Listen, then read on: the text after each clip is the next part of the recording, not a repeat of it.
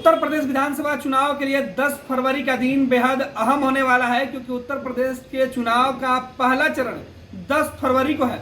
गुरुवार को उत्तर प्रदेश के 58 सीटों पर वोटिंग होनी है। इन 58 सीटों पर मुस्लिम मतदाताओं के ऊपर सबकी नजर टिकी रहेगी कि मुस्लिम और दलित वोटर किसे इस पहले चरण के वोटिंग के दिन अपना मत देते हैं, और यही तय करेगा उत्तर प्रदेश का भविष्य।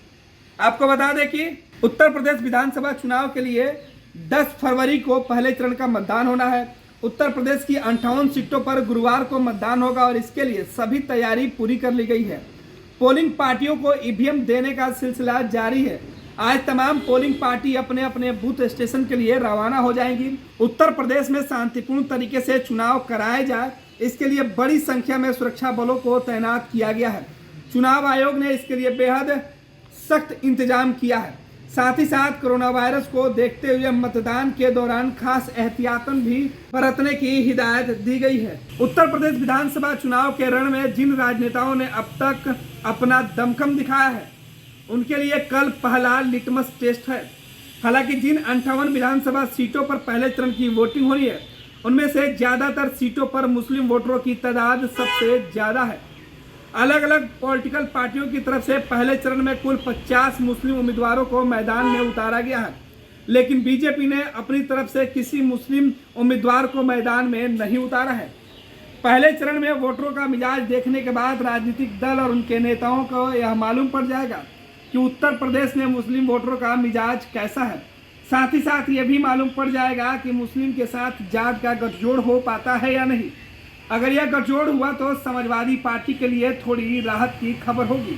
अगर मुस्लिम और दलित वोटर एक साथ जुड़े तो मायावती खुश हो सकती हैं, लेकिन अगर मुस्लिम वोटरों के ध्रुवीकरण की तस्वीर देखने को मिली तो जाहिर तौर पर बीजेपी के लिए यह फायदे का सौदा होगा। भारतीय जनता पार्टी ने शुरू से ही उत्तर प्रदेश में हिंदू वोटर को जातिगत गोलबंदी से ऊपर उठकर अपने पक्ष में लामबंद करने का प्रयास किया है। बीजेपी की चुनावी रणनीति अब इसी पर केंद्रित हो रही है।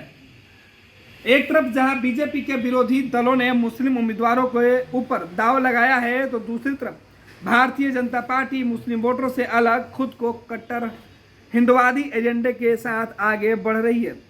पहले चरण की 58 सीटों में से जिन 50 मुस्लिम उम्मीदवारों को टिकट मिला है, उसमें सपा और राष्ट्रीय लोकदल गठबंधन के 13 मुस्लिम कैंडिडेट मैदान में हैं।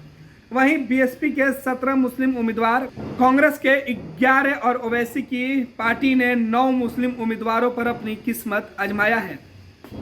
आपको बता दें कि बीजेपी इससे अलग अपने चुनावी एजेंडे पर आगे बढ़ रही है।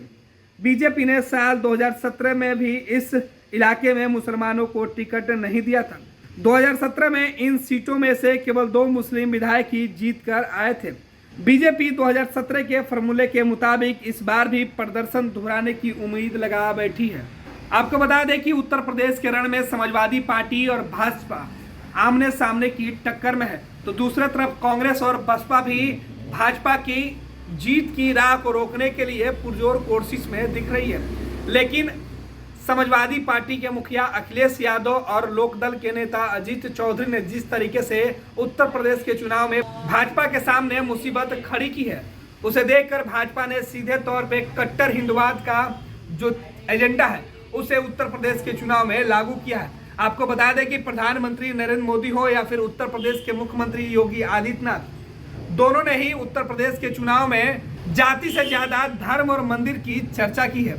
देखना है कि इस बार जाति और धर्म के नाम पर भाजपा लोगों को गुलबंद कर पाती है या अखिलेश और अन्य विपक्षी दल जो मुद्दे उठा रहे हैं उस पर जनता भरोसा करती है।